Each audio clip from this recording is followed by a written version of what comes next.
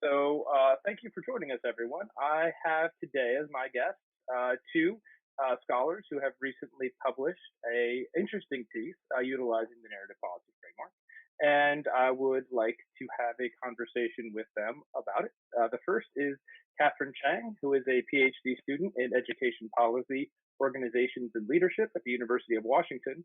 Her research focuses on education policy and the politics of educational reform and advocacy. She's joined by her co-author, Dr. Elizabeth Koebele, who's an assistant professor of political science at the University of Nevada, Reno. Her research agenda is interdisciplinary in nature and focuses on environmental policymaking processes. Most specifically, she analyzes water governance in the Western U.S., including how collaborative governance approaches work to shape policy outcomes and processes. She's also currently working on questions of urban water management and hazards and disaster policy. So a rich vein of research to delve into with everything going on. And the piece that we're going to talk about today is a really interesting one titled "What Drives Coalitions Narrative Strategy: Exploring Policy Narratives Around School Choice," which was published quite recently online, right? First at Politics and Policy. So let's just dive right in.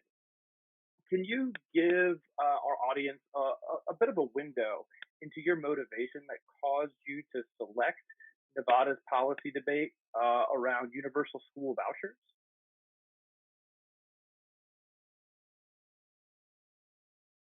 Yeah, for sure. So first of all, thanks for having us on. We're really excited to be talking about this paper.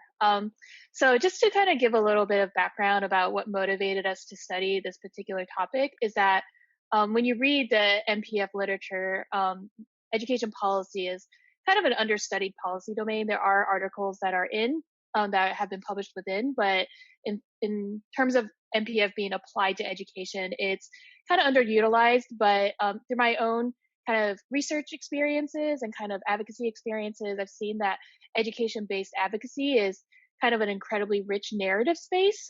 This is kind of due to who actually participates in the advocacy work, in particular parents, students, and this kind of contrasts with traditional lobbying and the kind of the nature of the political field. And so the Education Savings Account Bill, so the ESA bill that was highlighted in Nevada, this was one of the more hotly contested bills in the Nevada legislature in 2015 and 17. And the shifts of the winners and losers that happened between these two legislative sessions provided a really interesting context for us to study how narrative strategy might relate to policy outcomes. There was a lot of advocacy work around the issue from both coalitions, and the two distinct camps had their own policy solutions, and a variety of actors were involved. So on the theoretical side, the idea of policy winners and losers that's very pervasive in NPF is at the heart of the hypothesis that we tested. And we thought before we started this paper that this kind of conception of winners and losers kind of always seems a little unsatisfactory. You know, there's been other articles that have been published about how who conceives of themselves as a winner or loser can shift depending if you're on the federal level, for example, with gun policy versus the state level. So so we thought that just because there was a shift in who was actually labeled as a political winner and a political loser between the 15 and 17 sessions provided this really rich context for us to test the NPF. And also just, you know, this aligns with my personal research interests on state legislatures, education policy, and advocacy coalition behavior. Excellent, excellent. Yeah, and Elizabeth, this is a little outside of what you normally do substantively for your research in the environmental policy. What was your motivation in sort of approaching this project? Yeah, I have to hand it over to Katherine, who's really taken the reins and led this. She took my graduate policy process seminar in 2017, and the very first roots of this paper came from her final project, which was amazing. And so I was really excited when she wanted to carry it forward, and we talked about, you know, how we might collect data and process it and code it and all that good stuff. And I was personally really interested in the issue. I'm a former K-12 teacher. I've worked in the education sector and have some interest there, even though I haven't written too much about it. and just to echo one point that Catherine already brought up, the fact that we had kind of two legislative sessions with two different policy outcomes. School vouchers were passed the first time, and then the funding mechanism was shot down by the Supreme Court, and then the second time they totally failed. I just thought that was really interesting context to start kind of thinking about narrative strategy and how it relates to actual policy outcomes. Excellent. Yeah, and you sort of highlighting some of the other NPF work that has sort of, I guess, laid a bit of the foundations for the piece that you put together here with the Gottlieb sort of investigation of, I believe it was fracking narratives, was sort of I think one of the pieces where I first sort of really began to question the initial NPF hypothesis about who's the winners and who's the losers, and how that's actually something that is what we should focus on, because they really showed, I think, similar to what you found, that that's not basically capturing the way that these narratives play out. So that's really interesting. Was that a piece that you had seen before you engaged in this? Or was it something that you stumbled across in the lit review? Yeah, so as Dr. Koebele mentioned, I started this project as part of her graduate seminar on policy process theories, and so the Gottlieb piece had not been published yet. So it was just an idea that I had brought up, and I was really just investigating the idea of how we could think of policy narratives within education policy, particularly in state legislatures.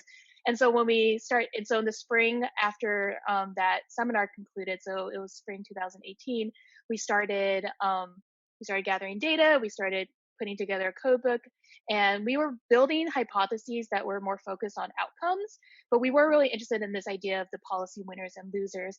But I think the more we dug into the literature, the more questions we kind of had, because we had this very clear delineation between who within the legislature was framed as in power and who was framed as not in power. So who was favored to have their policy solution passed. So in 2015, the Republicans had a trifecta, so they felt very strongly that the bill was going to pass.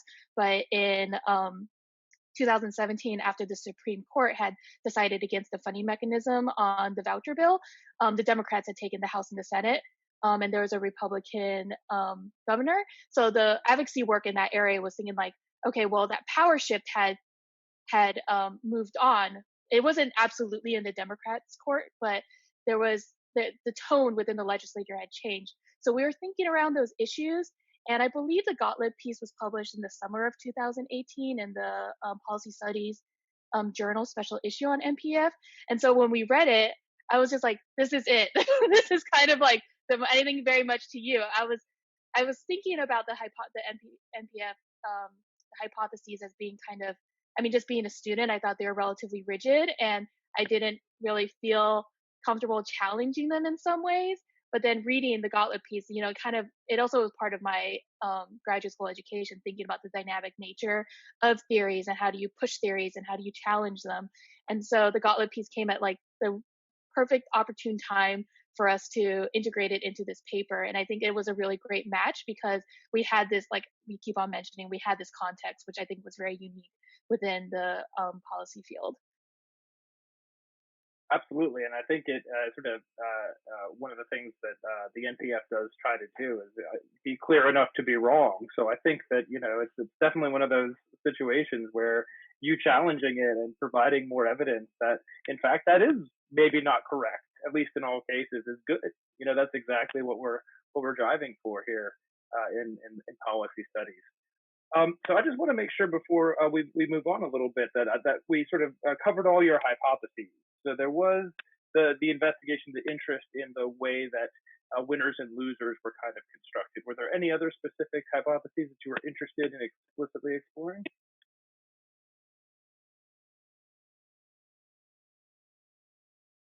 Our specific hypotheses within the paper was investigating the devil angel shift narrative strategy.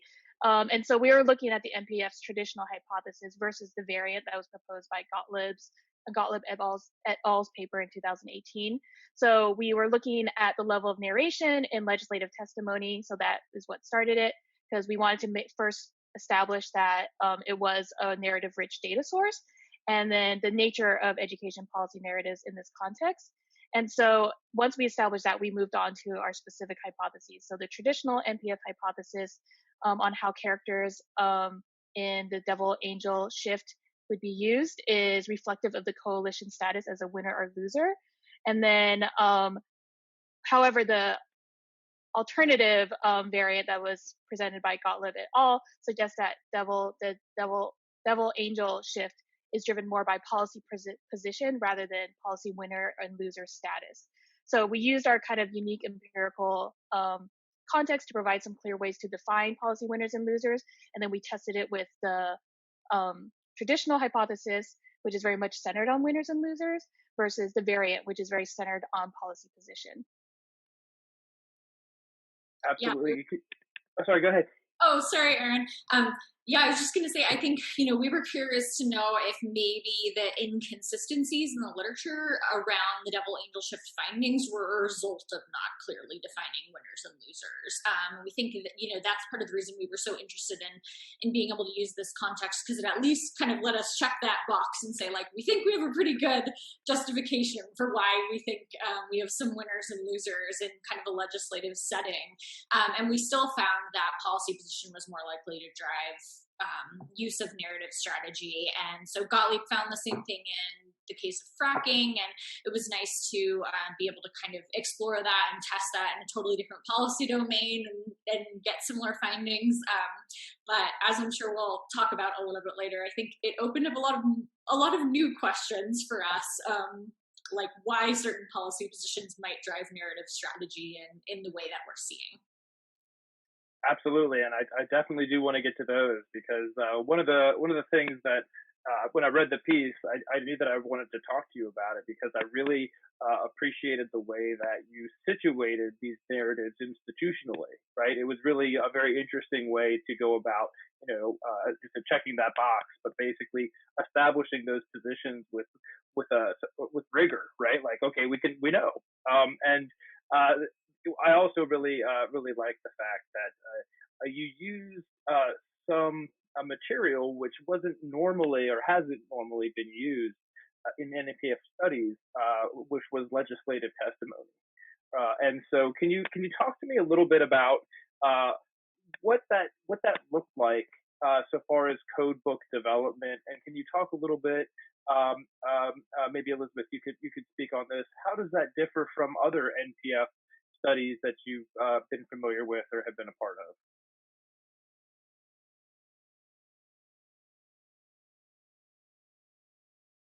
Just talking about how we constructed the code book, because this is my first NPF study, and I learned a lot from Dr. Koebele on her work from other NPF work papers that she's written. So this is my first NPF code book, so there was a lot of learning that needed to happen. But what's really great about NPF as a framework and as a body, like as a scholarly body, is that the literature provides so much like really clear and concise and direct instruction on data and methods. And so I really learned a lot through reading through the NPF literature. We built off existing code books that were either put in appendices or were detailed very very nicely within the data and methods section. So I have a list of a couple of articles that I just thought were really helpful for me. So definitely the the NPF chapter within the theories of the policy process textbook, they had the update with the framework components that, we could really read in detail. Also, Shanahan, Jones, and Macbeth in 2018, they had a paper in the Social Science Journal on how to conduct a narrative policy framework study. So that kind of just helps frame the entire kind of research design and the kind of approach that we took on this.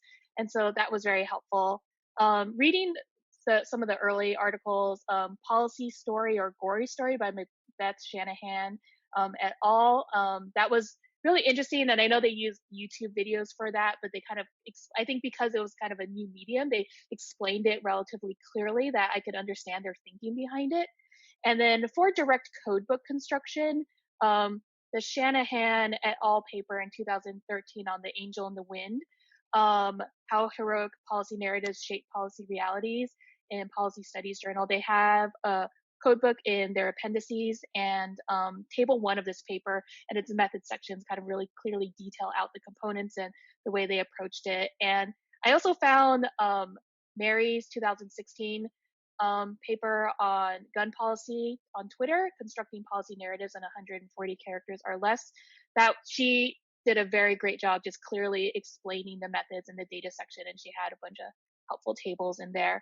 So by drawing from, the existing literature, which I think does a really great job just clearly laying out for folks how this work goes on, we were able to build the code book alongside of Dr. Koebele's existing expertise. Excellent.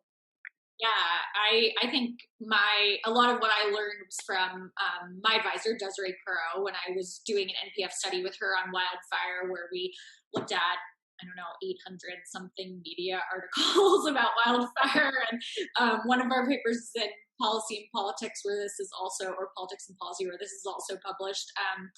But, we were looking at things like, even outside of kind of our specific policy issue area, like the Heikler 2014 code book on fracking, some of those other topics, and having kind of used that in depth look at media, we had to kind of think carefully. Okay, we know this works in some contexts, but what kinds of questions might we have to change? One of the things that I think was really fun was Katherine and I got to deliberate a lot about the code book as we developed it. So we did, kind of more rigorous intercodal reliability, where we really did split out pieces of legislative testimony and kind of code them and compare. But we did a lot of kind of upfront discussing about, like, what does this new data source look like? Like, legislative testimony, it turns out, is like really different than a lot of the narratives we typically study using NPF, specifically because, we have individuals who are sort of trying to directly talk to policymakers, directly trying to persuade them through their language. So we found some things that we needed to adapt there. And I'll also hand it to Katherine's experience in the legislature, having been involved in the process, like as an observer, working with an interest group, knowing a lot about kind of the context and just about the legislative setting. I mean, I don't have a lot of experience working in legislative settings, so it was great to kind of think about what is applying the NPF in a formal policy domain where there's all these rules that kind of structure proceedings. Like, how does that kind of change it from when we might look at, newspaper articles or meeting minutes that are a little less rigorous maybe than the rules that kind of get imposed in the legislative domain? Makes sense. Could you give me a kind of an idea about what were the most difficult concepts to sort of translate, or what maybe didn't the NPF, the existing literature, give you guidance on that resulted in the longest, most drawn out, knockdown, drag out when it came to conceptualizing what was going on?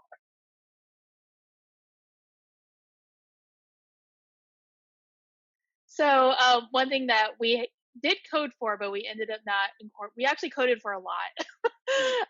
But so our codebook was quite extensive. I forget in our appendix if we put the entire codebook or just the areas that were relevant to the paper.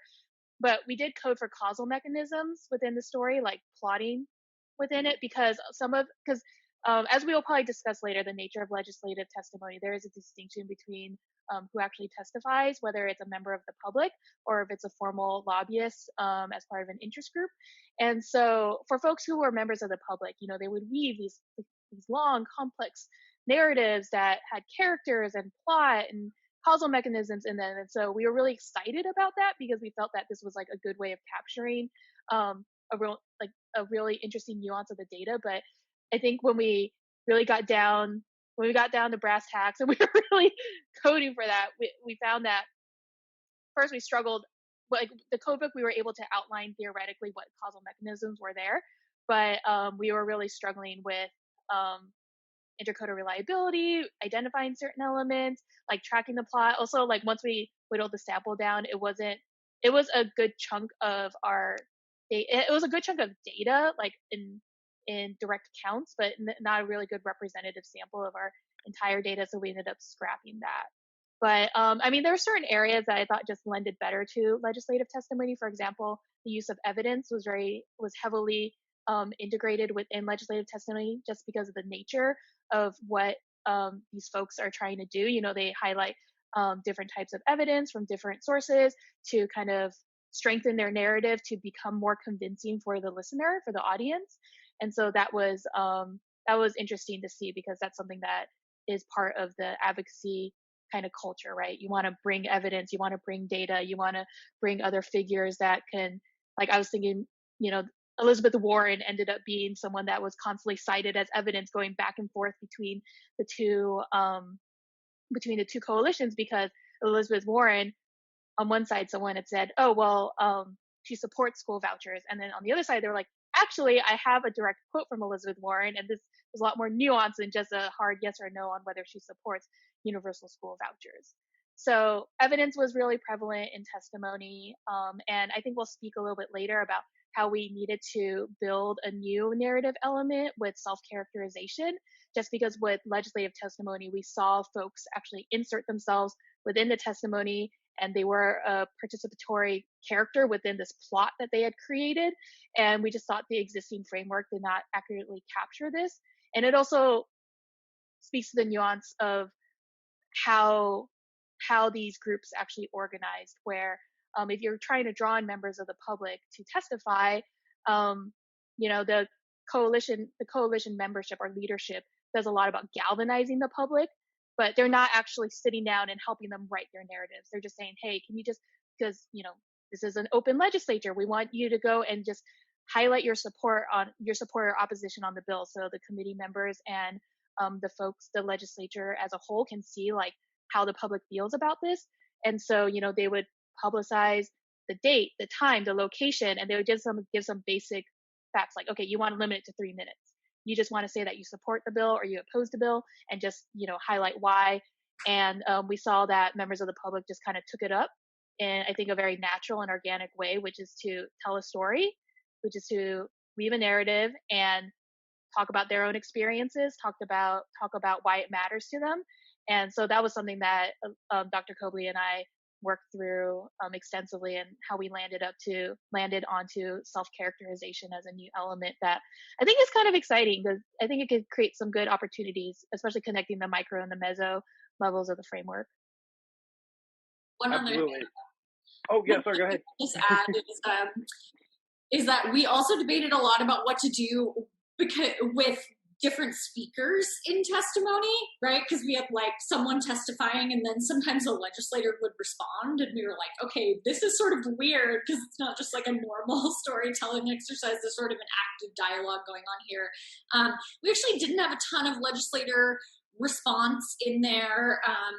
And there were written testimonies that people read off, and there were spoken testimonies, and, you know, a couple different types of testimonies. And so ultimately we decided just to focus on the information that legislators were getting from the public, lobbyists, etc. So we just coded those testimonies. But I think it would be interesting, you know, to go back and see if there is some way or some value in kind of thinking about narratives as a conversation sometimes. I think we played around a lot with that as we were trying to figure out how to deal with a fairly new data source that seemed really, really narrative rich, especially with the members of the public's testimony.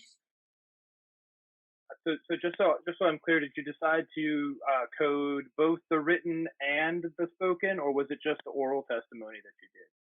No, we coded the written and the spoken too. Oh, okay. Awesome. Wow. So you're like, we'll pile a little bit more coding work on there. Well, and some people would like Katherine, you can totally correct me if I'm wrong here, but I feel like we had some people who like submitted written exhibits and then also spoke, and then there were some people who just spoke and there was no writing, and then there was just written testimony that someone else read. So yeah, we ended up just saying, we should take a look at all of this, and uncovering that was quite a task that I'm very grateful for Katherine diving in, figuring out, how we do all of that, how we split out these different testimonies into kind of different documents, because they all need to be coded separately, and it's a lot different than when you're looking at a news article where it's kind of just one thing versus when you're looking at a transcript where it's a conversation and multiple people's testimony. Yeah, and I think I think there's a lot there about kind of the data collection process for legislative testimony, because every state has a different library for it, different database for it. And we were really lucky, or I realized how spoiled I was in Nevada, because Nevada does a really great job of hosting everything. They transcribe all of their committee meetings in a very clean transcript. They have all of their exhibits readily available to the public, so you could download all of them. And then those were all scanned. So there was some transcribing that needed to go on just to clean things up, but it was relatively seamless on the state level, because the way that Nevada is structured is just very direct. And I'm in Washington right now, Washington State, and love Washington for a lot of reasons, but they don't have the same kind of public-facing database for folks. So they have video transcripts of all committee meetings, but they have an AI generated transcript, which you can imagine how accurate that would be. So it's speech to text, and it's not human transcribed. So there's a lot of cleaning that needs to go on there. So just in terms of like a time commitment, I think when I was in Nevada, I was like, oh, it's all going to be like this straightforward, because this all needs to be public data, right? Like it's an open legislature. Everything needs to be publicly facing. Like we need to be able to look back into the archives and access the information. But different states have different ways of presenting this information, organizing it, and giving access to members of the public or researchers. So we were able to get a lot of detail in Nevada because of the way that their infrastructure is set up on the legislature side. But in other states, I can imagine it's very obtuse and very difficult to kind of hunt down. Yeah, I think that's a good insight, because one of the things that occurred to me when I read this is like, oh man, this would be awesome as a franchise. Like if you put together a database and collected the various state legislatures and what they talked about, and then to sort of look at trends and compare them, and then I thought about my time in various states, and I'm like, yeah, that might be tough in certain places I've lived. So. It's unfortunate, but maybe you have a grant proposal idea, right? You just say, hey, state of Washington, we can't let Nevada capture all the glory here. We gotta step up our game, and I'm the person to do it. And then off you go. Yeah, Nevada's got one up, right? Nevada could just be like, the way we run our legislature is just it's just clean, it's beautiful. It's like every other state's got to step up. I've got slot machines and transparent government. What more could we want? What more could we want? That's utopian. And we only meet every other year. Ooh. Which is a weird Nevada legislature fact. Something for everybody, right? Like, yeah. One other thing that really intrigued me about your paper, years ago, I was working on a paper which really sought to distinguish the difference that I thought existed in the NPF, which was the sort of the hero-ally distinction. And that paper didn't ever go anywhere, mostly due to my own personal limitations, right? But I saw that you used the hero-ally code, and I was really interested in sort of figuring out why that particular formulation, as opposed to the more, I guess, with a more recent hero only. Was there something about that code that spoke to you in this particular substantive area?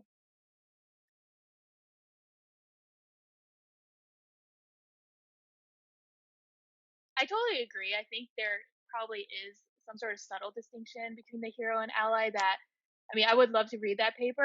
I think that's a really great idea that can be fleshed out. I think I had a question like that when I first started, because the interesting thing is, I think coming into a new framework, you just have all these questions because you're just trying to learn the rules and the bounds and kind of the traditions and what is, and historically, how has it evolved over time. So Dr. Koebele and I had a conversation about the hero and ally code. And ultimately, we did decide that we would collapse the two just for ease of coding, because our codebook did include a lot of things and we were trying to capture everything within the data first.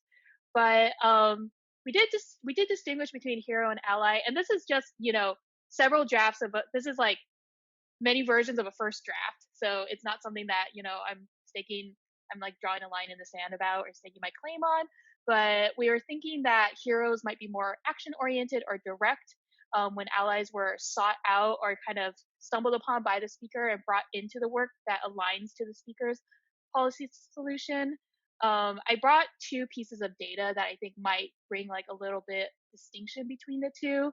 And of course, if I don't know what intercoder reliability would be like on this call or with people watching this, but just based on my read, this is just some testimony that we had.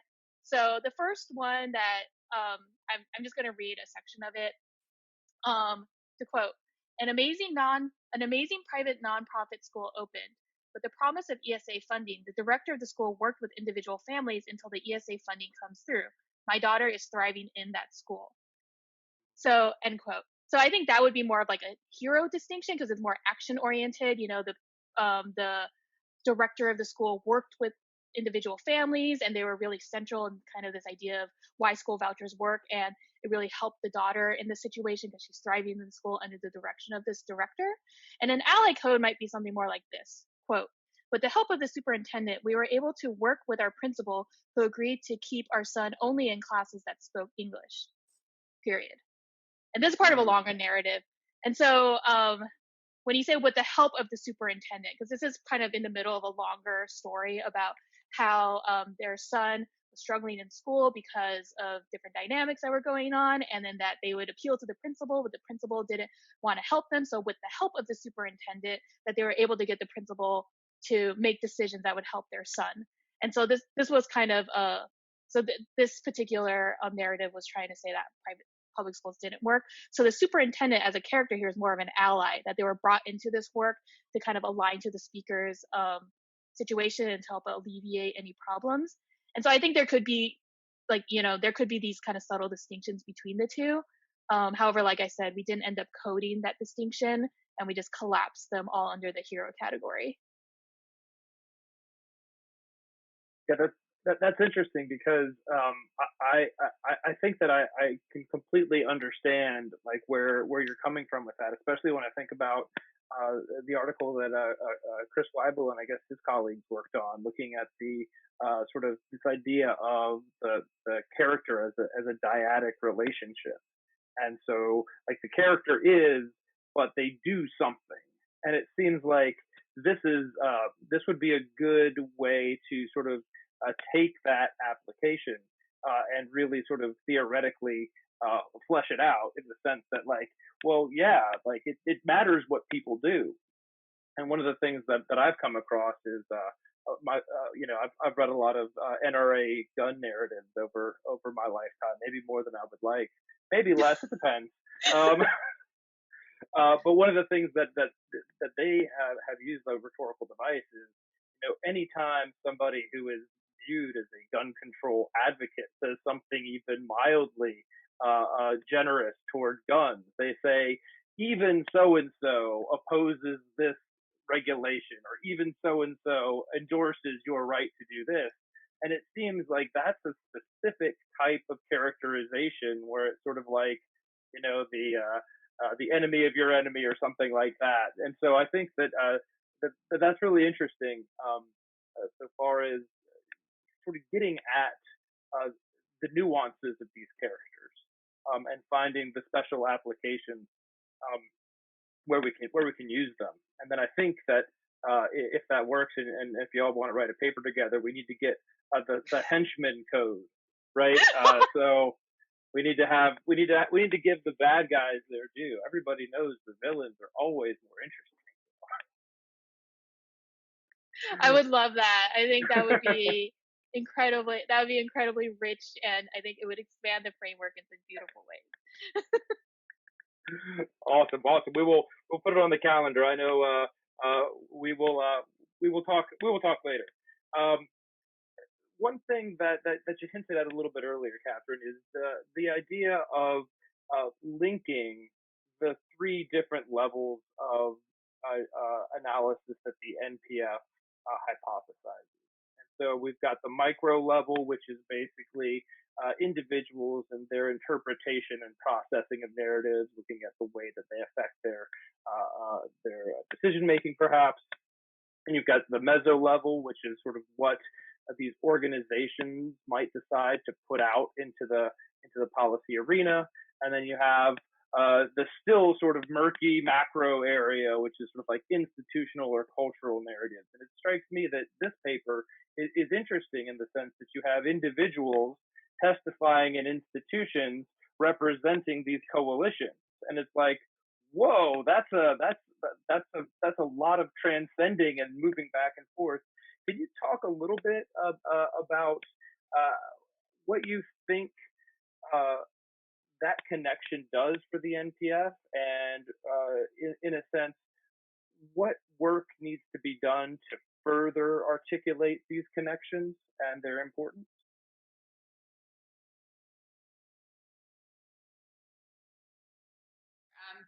One is that I think the testimony data source is really interesting for this.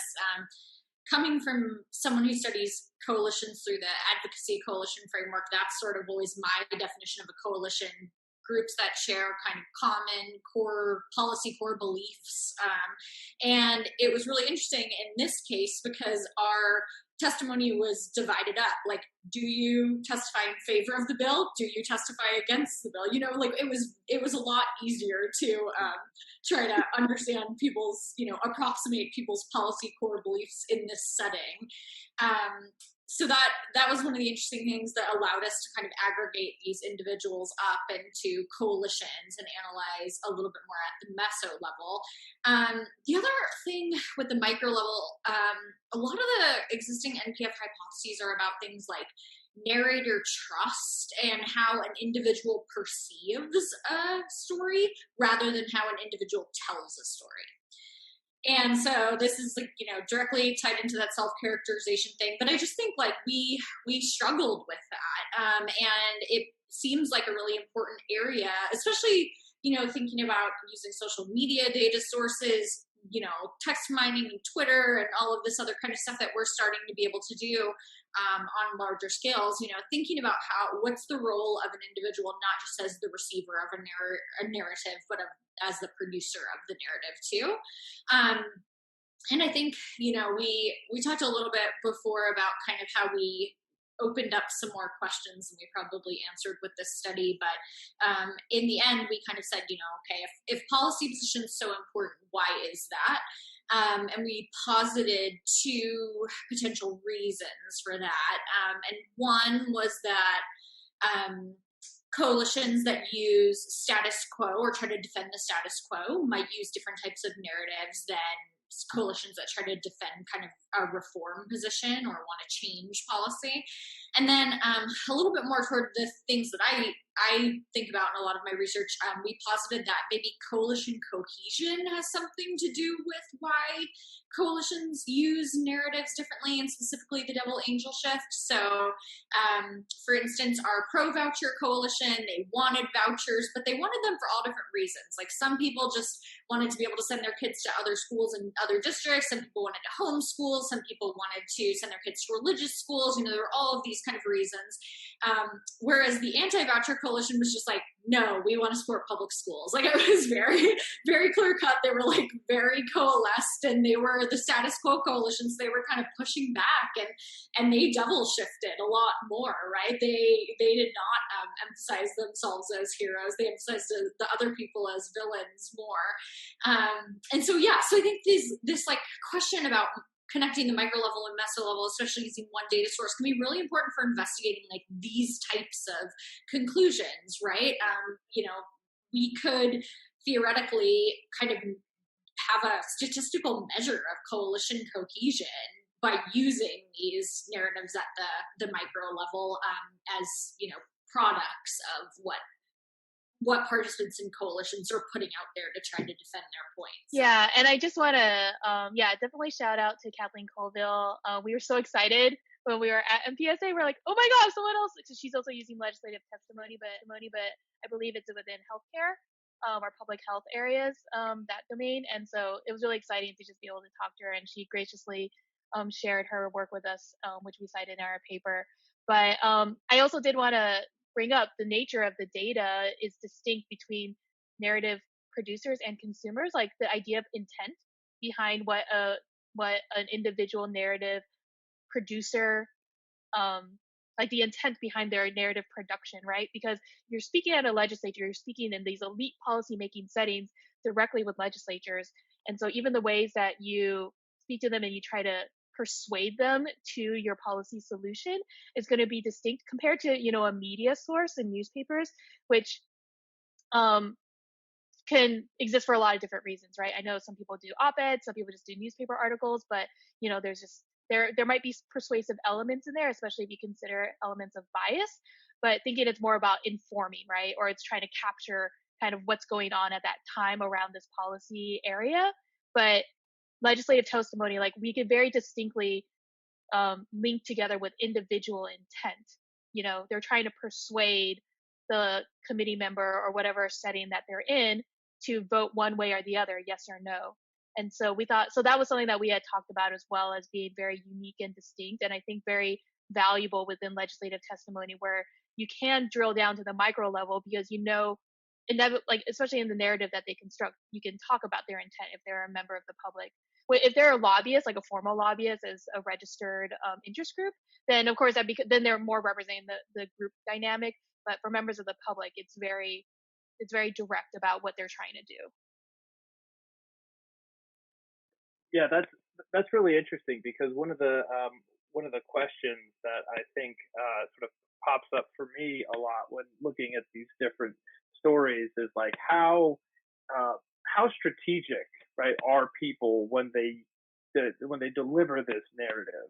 How I don't necessarily want to use the term genuine, but like maybe that's the right term. How genuine are these stories? And I like when you distinguish between the individual citizen, right, who comes out because maybe they do have a student who has, or a child who needs special care or special approaches to education. They may be speaking from a very different place than the lobbyist from the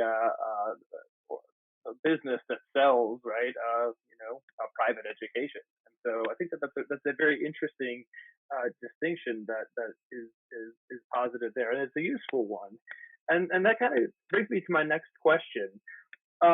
Like I said, one of the great things about this paper, there's a lot of them, and it was like I said, when I read it, I knew I had to talk to you, because you're challenging initial hypotheses from the birth of the framework. You're working with unique data sources. You're generating alternative mechanisms for the outcomes that we see that are more in line with what we've seen empirically. So there's a lot that's going on here, and we're going to get to self-characterization, which I think may be one of my favorite parts of this piece. But I do want to sort of just pick your brain a little bit about the way that you use the institutional nature of the legislature to basically, it was almost like a benchmark, right? You could peg these groups to where they stood on the issue. And as critical as I am of the two-party system generally, I think in this case it probably helped with the characterization. What advice would you give to people who were interested in taking your approach and using it sort of in different institutions, in different areas? Do you have some idea about the relative applicability of that type of thing outside of education policy in Nevada?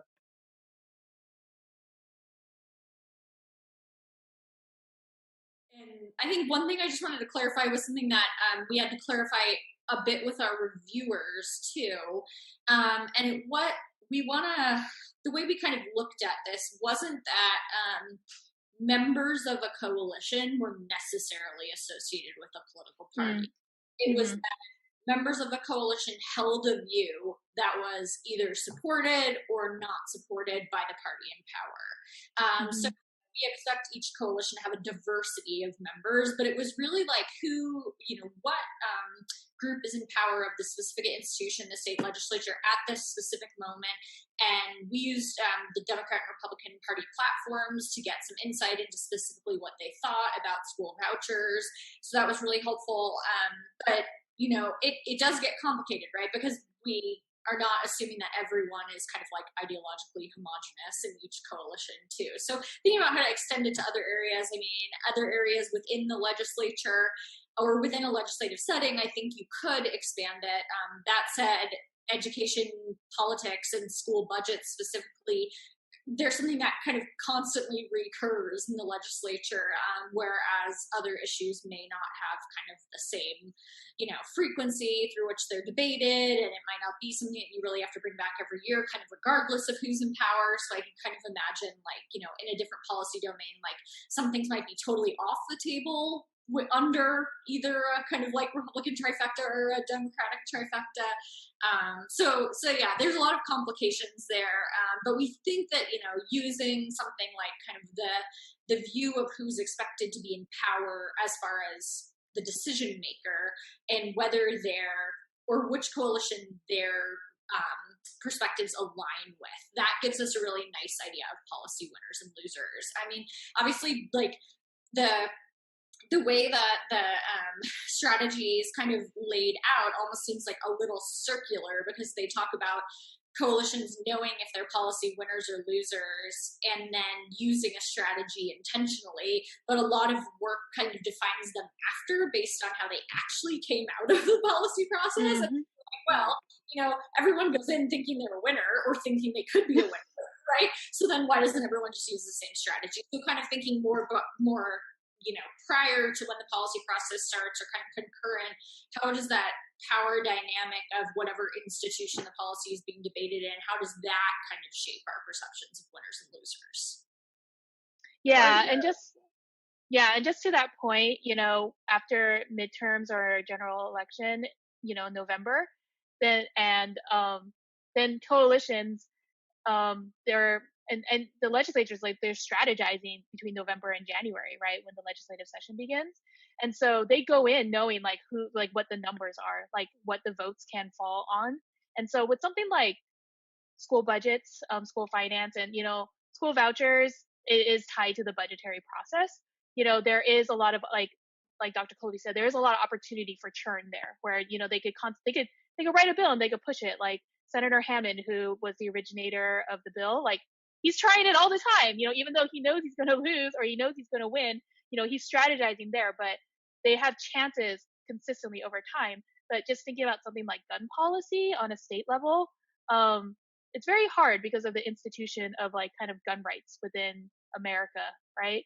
And so thinking like even if you had very strong, like you had a political party that believes strongly in gun rights, it's like even if they were a majority in party, there's like a lot more challenges in place to kind of like shift that needle, compared to something where it's just like, hey, we want to increase budgeting, and we can bring all these other factors like economic, and like the economic condition of our state, what tax revenue is projected to be like, and things like that. So, and I think it would probably be along the lines of something like environmental policy or trying to think about climate change. There are a lot of barriers and ways that I think are like cultural, social, and institutionalized, compared to, not saying that education finance is just part of the process, but it's something that I think there are opportunities to reevaluate the priorities, even if like incrementalism is part of that process. Yeah, what I hear you saying, I think, is that we need to get some state legislative scholars enrolled into the NPF to make sure that we have the context down of these organizations, so that we can make sure that those distinctions are they pass the sniff test, right? So that we know that, yeah, this is how this should shake out. Because I think that, right, like a naive assumption of, the party as having a monolithic view is one that we would need to be careful of. But it sounds like you definitely took a look at that and accounted for that in your research design. So anybody interested in using this particular approach, just be aware. Dig a little bit. I am living in New Hampshire now, and I never thought that I would vote for a libertarian, but there is a consequentialist libertarian who was in favor of universal health care, because they indicated that the data supported that it was cheaper and better. And I was like, that's bizarre. I have to vote for you now. So yeah, but that's interesting, and I thought that was a very clever approach to sort of solving this problem of the sort of relativity that you can often get in these political questions. And now I kind of want to turn to what one of the really most exciting things about this paper is this idea of self-characterization. We've mentioned it throughout our interview, but I'd like you to sort of talk about this concept a little more. When did you decide that this was a thing that you needed? What was the problem that it helped overcome? Did it emerge from documents of study, or did you take pre-existing ideas? Just talk me through the process, because I'm really interested in kind of understanding how this emerged from legislative testimony.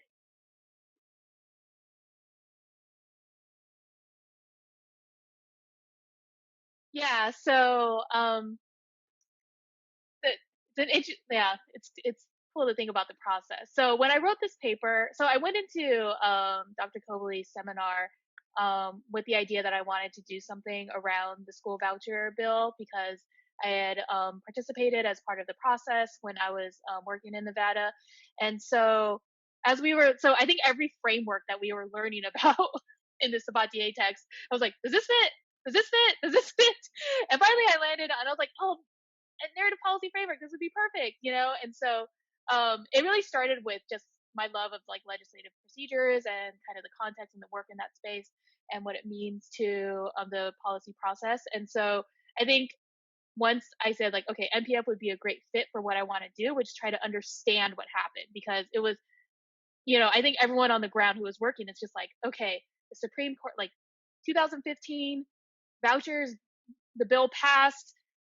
It was it was upsetting for a lot of people who were fighting really hard against it. But then the state Supreme Court knocked it down, or knocked the funding mechanism down. And then so it seemed like 2017, there was a fresh restart, but a lot of things had changed. So a lot of strategy had to go along with that context. So I was trying to understand that.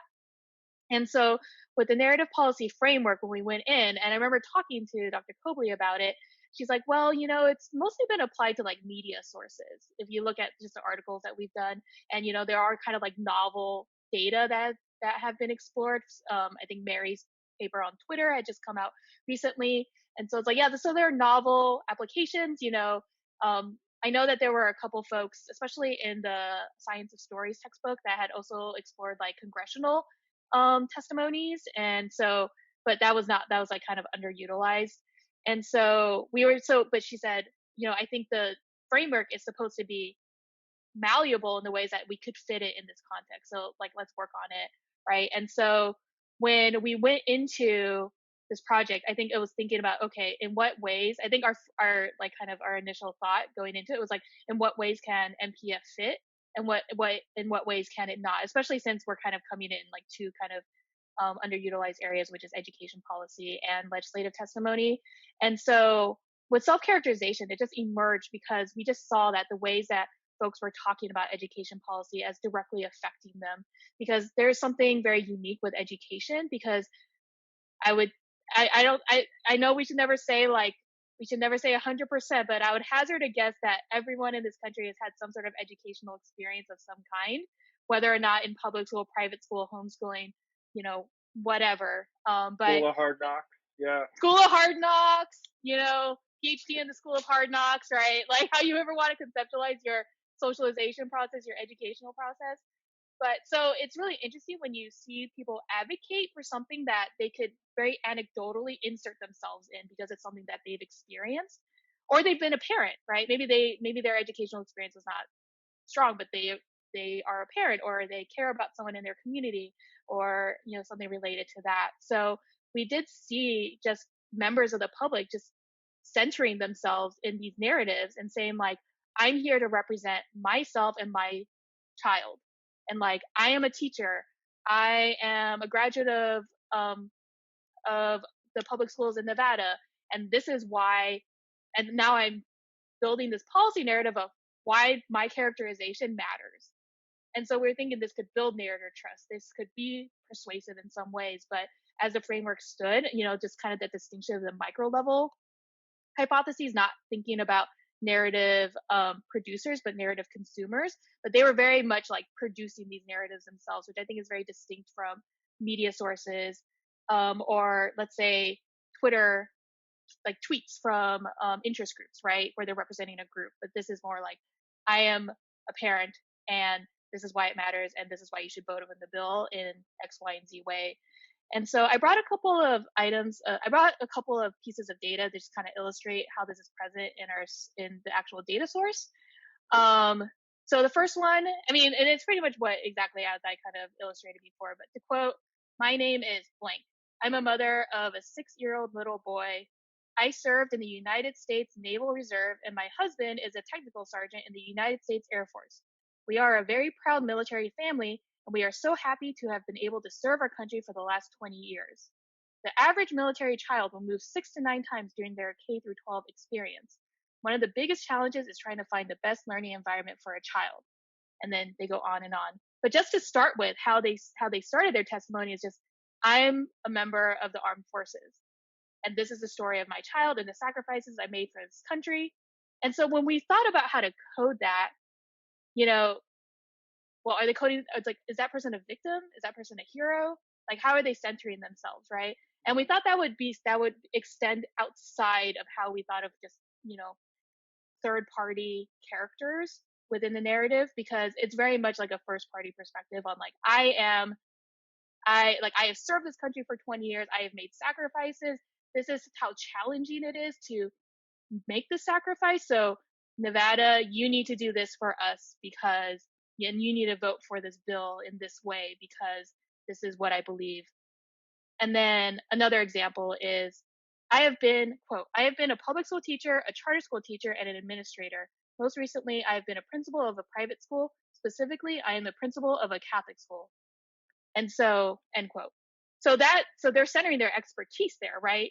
So they're not really a character in that way. They're more like giving a frame about how they're talking about about why they should vote on this bill. So it's like, this is my expertise. So you could code that as evidence, but it's something beyond evidence. It's something where it's saying, I'm centering my own expertise, and this is why my policy narrative should be convincing in this context.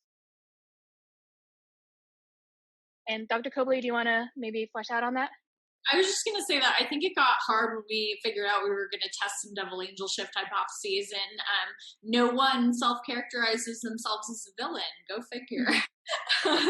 People are always heroes or victims in these testimonies. So we actually ended up excluding this characterization from our devil angel shift calculation to stay in line with previous NPF research using other data sources. And you know, I think exactly what Katherine was saying, like these self-characterizations are not, they're not the same as like the normal hero, villain, victim, but they're also not like evidence, and they play this weird role in the middle that, you know, probably has more to do with establishing trust and credibility and expertise than it does actually like saying something about a character in a, you know, in a story. So I think there's a lot more to be explored there. I'm not totally sure, you know, if they really do fit in under characters, but you know, I think the more more advanced we get with different types of data sources, being able to code larger amounts of data, right? Like with auto coding methods and things like that, the more we're going to see this kind of stuff, like individually produced messages. We're always going to have more of that than like, a media release from a company or a coalition or something.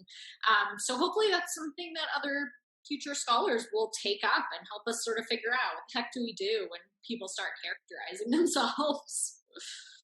Yeah, it's definitely one of the things that was most interesting to me, because I kind of feel like the NPF has sort of bracketed off the narrator, right? Like you have to make assumptions about who the narrator is in certain cases, or not conceptualize or not code them, and then here they come in and it's like, I am this character in this story. And I think you're right. There's part of this, claim making, that they're qualified to make a statement on this, but then there's also, from your examples, like there's a large part of identity. Like, here's what I've gone through. Here's who I am. I'm a 20-year veteran of the Army, right? Okay, that tells us something about you, or it tells us something about what you want us to know about you. And so I definitely agree. Enterprising graduate students, take note. This is ripe for exploration. Yeah, and also I think there's this really interesting idea of expertise within education. Like the whole argument with school vouchers is that parental choice should trump governmental control, and governments were controlling where students were, the quality of education they were getting, the type of education they were getting, just by virtue of where you live. And instead of an argument of just equity, of equality, like let's not make like such extreme distinctions between public school options. It's more like, hey, parents who know their child the best, or children the best, like they should make the decisions, they should make the educational decisions for them, and the government should not intervene in any capacity. And so there's that kind of, I think, framing or kind of line of thought that is very pervasive in education advocacy. And likewise I think with just, sorry, I lost my train of thought there, but but I think like that's very pervasive in education policy. So that's very distinct, I think, within this domain. But it's just really curious to think of, like, in education, I say I'm a parent, so I can make the best choices for children, my child specifically. I think that can go down without any fight, or there's argument there. But in other policy domains, I think that's a little bit more rigid, I would suppose. If someone says like, hey, I live in this area that is susceptible to flooding, how are they centered, and how is that convincing or persuasive compared to like a rancher who owns multiple tracts of land, whose livestock depends on the water, right? So I think there are distinctions, probably depending on which policy domain, because I think in your field of like gun policy, we had a lot of, I've always been interested in kind of the student-led advocacy around school shootings, and thinking about, we had these students that were directly affected, that were directly traumatized and by just lax gun control laws, and they advocated around it, but a lot of the narrative around it was like, oh well, you're not mature enough to understand why we need, why gun rights are the way they are in America, and like the ways that kind of has been shut down depending on the policy domains, and how we center expertise there, and who actually has a modicum of like advocacy power. Absolutely, yeah. I think it's that sort of difference between like lived experience versus scientific or academic experience. Like there's a lot to be said there, and I think that it's interesting to see where we do prioritize people's personal experiences in certain cases, and then completely disregard them in others.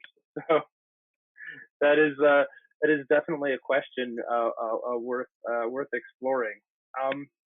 And I don't want to keep you too much longer, but I do want to ask Katherine, specifically, since this is your first NPF study, and you did tell us a little bit about going through the the policy theories of the policy process book and trying to find, desperately searching for a framework that fit.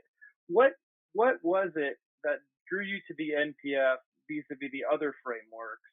And because you've gone through that search yourself, what advice would you give to students and scholars who are interested in diving into the NPF? What piece of advice would you give them?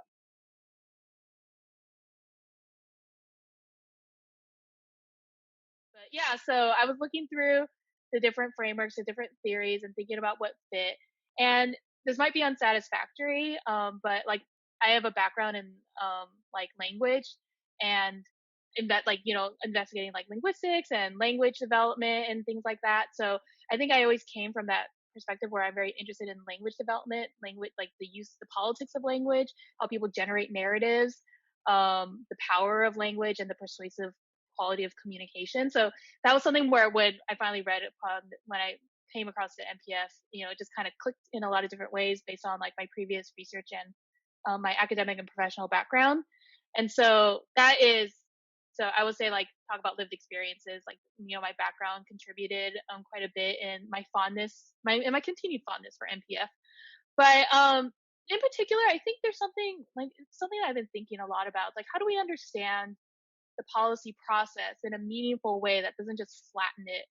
And, and it's like, I really don't want to like quibble over, quantitative versus qualitative arguments and which methods are stronger or kind of give more teeth to our understanding of these phenomena. But I really think that the fact that there was a very distinct and very clearly laid out way that they kind of said like, okay, we know language, like there's a lot of richness and qualitative if you were to do a qualitative study on the same data, but this is how we actually couple it with like a quantitative statistical analysis that I found really attractive to me because it's something that I've been trying to negotiate as part of my process. I'm a mixed method scholar where I have statistical training, but I also have a background in qualitative training. And so I think the fact that the NPF has like kind of acknowledges both of them and kind of has a very clear drawn out way on how they in some ways I feel bring in like very strong points from both fields really was attractive to me. I also think that let me see. Yeah, also I think the fact that narratives, it really kind of talked about how narratives reflect how people think and the process, which provides new insight into policy making. So it's not just using like quantitative data. Like right now, part of my work is looking at school finance data and trying to understand like and trying to use that to kind of like surface certain patterns about education reform. And so, but that doesn't really that captures the outcome, right? It doesn't really capture part of the process. So there's a way that you can be very clear and extend, you try to understand the process throughout and see how it unfolds in a way that I think qualitatively is very rich and interesting. But I think quantitatively, we could run these statistical tests and things along those lines. And also the fact that it was just, any sort of narrative data is appropriate in a lot of ways. I don't know, like maybe there's limits to narrative data, but I think the fact that, for example, Mary's paper on Twitter, it's like she tried it on like single tweets. She's like, hey, let's try this. But then later on, she found that it was better to look at it from like a whole week's messaging compared to a single tweet, which could be like hourly or by minute. And so the fact that it seemed like it was that you could try it with different data sources was very strong. And so I'm gonna start out with the strengths, but Dr. Koebele, did you want to bring up strengths? The NPF, like, it's really appealing. I think, we like a foundational assumption is that we think and make sense of the world through telling stories and narratives. And like that resonates with so many people from all sorts of different backgrounds. And I'm actually teaching my policy process seminar again this semester, and maybe it's because I'm online and I'm like rethinking everything so deeply, but I feel like every week last week we did multiple streams, and I'm like, okay, problem definition is so important, right? And then this week we're doing social construction of target populations, and I'm like, okay, it's all about how you like characterize and tell stories about a target to determine if they're deserving or powerful or whatever. And it just kind of seems like narratives sort of reappear, week after we're doing the ACF. And I think to me that was kind of the most natural fit for me as an ACF scholar primarily, to kind of see narratives come in via coalitions as we looked at them in this paper. So I don't know. I just think it's something really cool that fills a gap in a lot of different theories that we talk about in the policy process. We can talk about problem definition, but how do we actually measure that and understand that? And I think the NPF gives us some tools for that, which is really cool. Awesome. Well, thank you both. Is there anything else that you'd like to share before we wrap this up? Self-characterization element, figuring out, this winners and losers thing, all of that, there's a lot of opportunity. The kind of automated text analysis stuff, there's a lot of opportunity. But aside from all of that, I think maybe, my final thought would be that I'm just really grateful for like the NPF community that's excited about seeing the theory kind of be refined. I think like I don't know, I push back on theories a lot in my work, so I maybe feel a little bit more comfortable going there. But I think, we were like, how are people going to receive this? There's been so much ambiguity about this devil angel shift thing. Like, we're trying to really systematize it. Is this just going to make people angry or whatever? And everyone was like so wonderful, and we had a great panel at MPSA and got a ton of good feedback. And I remember having a wonderful conversation with Mike afterwards, where Mike Jones seemed really excited about our work, and really encouraging about it. And so I think that I welcome students who want to kind of join this community, because it's always so much fun and so open, and conferences are always a good time to see everyone and really think through some of this stuff. So yeah, I just want to echo what Dr. Koebele said. I think as a graduate student, I think a lot about how the NPF has really impacted the way that I see graduate studies and my training in academia, because they have been so welcoming and so engaging and interested in what a graduate student has to say, and the ways that they've been so helpful and just inviting. And I think my experience in that community, especially now, with Dr. Smith-Walter, like inviting us to have this talk and have this video, just shows that it's really provided me with like a lot of context and a lot of, I would say it's really kind of like encouraged me into this field and in education, in like policy work and just academia broadly. And, and I think that kind of impact has just been so fundamental about like how I'm going through my program and how I'm going through my time navigating academia. And it's so valuable. And I just want to say thank you to the NPF community, to everyone, and to Dr. Koebele, who was just so great working on this with me. I was just like, hey, I have this paper, like, let's work on it together. And she's just been so great, like, navigating and mentoring me throughout this time. So I just think I just had such a great time working with the NPF folks, and I just want to continue to work in this space. And I'm just really grateful that you guys have made this very sort of very intellectually rich and very socially welcoming scholarly space. I am always and I'm always very, very pleased to see class projects culminate in published research, because I think that is probably one of the only ways I know how to meet my teaching and research obligations. So to see it work gives me hope for myself. So Katherine Chang at the University of Washington, Dr. Elizabeth Koebele, University of Nevada, Reno, thank you so much for being here. I really appreciate it, and we will look forward to your next NPF contribution in the future. Thank you so much. Thank you. Thank you.